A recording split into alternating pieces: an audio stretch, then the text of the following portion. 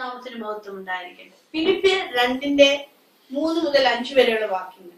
ശാഠ്യത്താലോ ദുരഭിമാനത്താലോ ഒന്നും ചെയ്യാതെ താഴ്മയോടെ ഓരോരുത്തൻ മറ്റുള്ളവനെ തന്നേക്കാൾ ശ്രേഷ്ഠനെന്ന് എണ്ണിക്കൊള്ളുവിൻ. ഓരോരുത്തൻ സ്വന്തം ഗുണമല്ല മറ്റുള്ളവന്റെ ഗുണം കൂടി നോക്കണം. ക്രിസ്തുയേശുവിലുള്ള മനോഭാവം തന്നെ നിങ്ങളിലും ഉണ്ടായിരിക്കട്ടെ. ഹല്ലേലൂയ. ക്രിസ്തുയേശുവിലുള്ള മനോഭാവം തന്നെ നിങ്ങൾ എല്ലാവരിലും ഉണ്ടായിരിക്കണം. നമ്മൾക്ക് കർത്താവിന്റെ ആ മനോഭാവമായിരിക്കണം നമ്മൾക്കും ഉണ്ടായിരിക്കേണ്ടത്. ശാഠ്യത്താലും ദുരഭിമാനത്താലും നമ്മൾ ഒന്നും ചെയ്യരുത്. നമ്മൾ ഇന്നായിരിക്കുന്നത് കർത്താവിന്റെ കൃപയല്ല. നമുക്ക് അഭിമാനിക്കാനും പ്രശംസിക്കാനും നമുക്ക് സ്വന്തം എന്ന് പറഞ്ഞ് എന്തെങ്കിലും ഉണ്ടോ? ഇല്ല. എല്ലാം നമുക്ക് കർത്താവിന്റെ ദാനം. ഇന്ന് നമ്മൾ എവിടെയെങ്കിലും ആണെങ്കിൽ, ഏതെങ്കിലും പൊസിഷനിലാണെങ്കിൽ, എല്ലാം നമ്മുടെ ജീവിതത്തിൽ എന്തെങ്കിലും നന്മയുണ്ടോ അതെല്ലാം നമുക്ക് കർത്താവ് ദാനമായിട്ട് തന്ന. അത് നമുക്കിവിടെ പ്രശംസിക്കാനും ഒന്നും നമുക്കിവിടെ നമ്മുടെ ജീവിതത്തിൽ ഒന്നുമില്ല.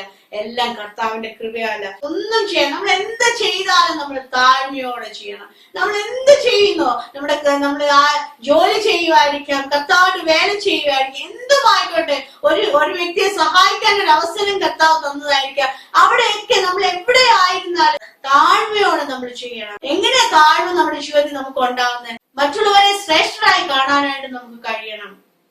നമ്മുടെ ഗുണമല്ല, ഇതൊന്നും നമ്മുടെ ഗുണമല്ല, കർത്താവിന്റെ ഗുണം. നമ്മുടെ ജീവിതത്തിൽ മറ്റുള്ളവർക്ക് മുൻതൂക്കം കൊടുക്കുവാനായിട്ട് നമുക്ക് കഴിയണം. കർത്താവിന്റെ ദാനമാണ് നമ്മുടെ ജീവിതം. നമ്മുടെ ജീവിതത്തിൽ മറ്റുള്ളവരെ ശ്രേഷ്ഠരായി കാണാനായിട്ട് നമുക്ക് കഴിയണം. നമ്മുടെ കൂടെ ജോലി ചെയ്യുന്നവരായിക്കോട്ടെ, നമ്മുടെ ഭവനത്തിൽ വേണ്ട ഒരു വ്യക്തി ആയിക്കോട്ടെ, ചിലപ്പോൾ വിദ്യാഭ്യാസത്തിലോ സാമ്പത്തികമായോ നിങ്ങളെക്കാളും താഴെ ആയിരിക്കാം. എന്നാലും കർത്താവിന് എന്നവണ്ണം അവരെ ശ്രേഷ്ഠരായി കാണാനായിട്ട് കഴിയണം. നമുക്ക് നമ്മുടെ ജീവിതത്തിൽ അതിന് കഴിയണം. ശ്രേഷ്ഠൻ എണ്ണിക്കൊള്ളുവിൻ. ഓരോരുത്തരും സ്വന്തം ഗുണമല്ല, നമ്മൾ എപ്പോഴും നമ്മുടെ ഗുണങ്ങളാണ് നോക്കുന്നത്. നമ്മുടെ ജീവിതത്തിൽ നമ്മൾക്ക് ഒരാളോട് എന്തെങ്കിലും ഭാരമുണ്ടെങ്കിൽ നമ്മൾ അവരുടെ ഗുണങ്ങളെ ഒന്ന് കാണാൻ നോക്കിക്കേ, നമ്മുടെ ഭാരം മാറിപ്പോവും. നമ്മളെപ്പോഴും നമ്മുടെ ഗുണം നമ്മൾ സ്വയമായിട്ട് പ്രശംസിക്കാന്, സ്വയം പുകഴ്ത്തുവാനായിരുന്നു എല്ലാവരും ആഗ്രഹിക്കുന്നത്. എന്നാൽ നമ്മൾ സ്വയം പുകഴ്ത്തുന്നതിനേക്കാൾ നമ്മൾ മറ്റുള്ളവരെ ഒന്ന് പ്രശംസിച്ചേ, മറ്റുള്ളവരെ കുറിച്ച് ഒരു നല്ല വാക്ക് സംസാരിച്ചേ, മറ്റുള്ളവരെ കുറിച്ച് ഒരു നന്മ പറഞ്ഞേ. ഒരു വ്യക്തിയെ കുറിച്ച് എല്ലാവരും കുറ്റമായിരിക്കാൻ പറഞ്ഞത്, നിങ്ങൾ ഒരാള് ആ വ്യക്തിയെ കുറിച്ച് ഒരു നന്മ പറഞ്ഞേ. നന്മയില്ലാത്ത ആരുമില്ല ഈ ഭൂമിയില്. നമ്മൾ കുറവുകളെ മാത്രം എണ്ണി നോക്കുമ്പോൾ കർത്താവ് നമ്മുടെ കുറവിനെ അല്ല നോക്കിയത്. നീതിമാൻ ആരുമില്ല. നമ്മൾ നോർത്തുകൊള്ളണം, നമ്മൾ പാപിയായിട്ട് നമ്മളെ അവൻ വീണ്ടെടുത്തെങ്കിൽ നമ്മുടെ കൂടെയുള്ള വ്യക്തിയെ, നമ്മൾ കുറ്റം കുറവും കാണുന്ന വ്യക്തിയെ കർത്താവിന് എന്ന് വേണം ആ വ്യക്തി ഒന്ന് കണ്ടേ, ആ വ്യക്തിയെ ഒന്ന് സ്നേഹിച്ചേ, ആ വ്യക്തിയുടെ നല്ല ഗുണങ്ങളെ ഒന്ന് കാണുവാനായിട്ട് നമുക്ക് കഴിയണം. അവരുടെ യോഗ്യതയല്ല നോക്കേണ്ടത്, അവരെ കർത്താവിന് എന്ന് വേണം മറ്റുള്ളവരെ നമ്മൾ ശ്രേഷ്ഠരായി കാണാനായിട്ട് കഴിയണം. ക്രിസ്തുയേശുവിലുള്ള മനോഭാവമായിരിക്കണം നമ്മൾ ഉണ്ടായിരിക്കേണ്ടത്. കർത്താവിൽ നിന്നല്ലാത്ത ഒന്നും നമ്മുടെ ജീവിതത്തിൽ വേണ്ട.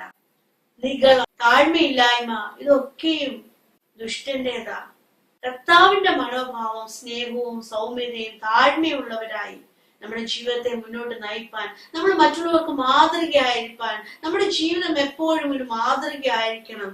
ക്രിസ്തുവിന്റെ സ്നേഹത്തെ മറ്റുള്ളവർക്ക് കൊടുക്കുന്നവരായിരിക്കണം. അവരുടെ ജീവിതത്തിൽ ഒരു നന്മ വരുമ്പോൾ അവരുടെ കൂടെ നമുക്ക് സന്തോഷിക്കാനായിട്ട് കഴിയണം. അവരെ ഏറ്റവും ശ്രേഷ്ഠമായി അവിടെ കാണുവാനായിട്ട് കഴിയണം. അവരുടെ കുറവുകളെ അല്ല നമ്മൾ നോക്കേണ്ടത്. കർത്താവ് നമ്മുടെ കുറവുകളെ മാറ്റിയെങ്കിൽ മറ്റുള്ളവരുടെ കുറവുകളെ ക്ഷമിക്കുവാനും മറ്റുള്ളവരുടെ കുറവുകളെ കണക്ക് കൂട്ടാതെ അവരെ സ്നേഹിക്കുവാനുള്ള ഒരു ഹൃദയം നമുക്ക് എല്ലാവർക്കും ഉണ്ടായിരിക്കണം.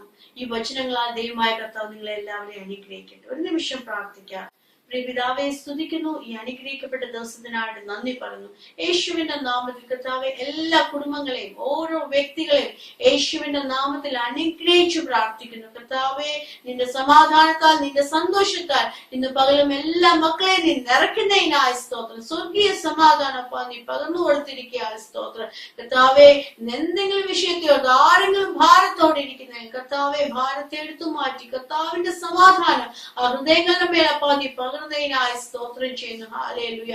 കർത്താവെ, താഴ്മയുള്ളവരായി കർത്താവെ, വിനയമുള്ളവരായി ജീവിപ്പാൻ കർത്താവെ, ക്രിസ്തുവിന്റെ മനോഭാവം മറ്റുള്ളവരിൽ ക്രിസ്തുവിന്റെ മനോഭാവത്തോടെ ജീവിപ്പാൻ തക്കണം കർത്താവെ. ഞങ്ങളെ ഓരോരുത്തരും നീ സഹായിക്കണം, ശക്തീകരിക്കണം. അവിടുത്തെ കൃപയെ ഞങ്ങളെ നീ പൊതിയുന്നതിനായി സ്തോത്രം. യേശുവിന്റെ നാമത്തിൽ തന്നെ.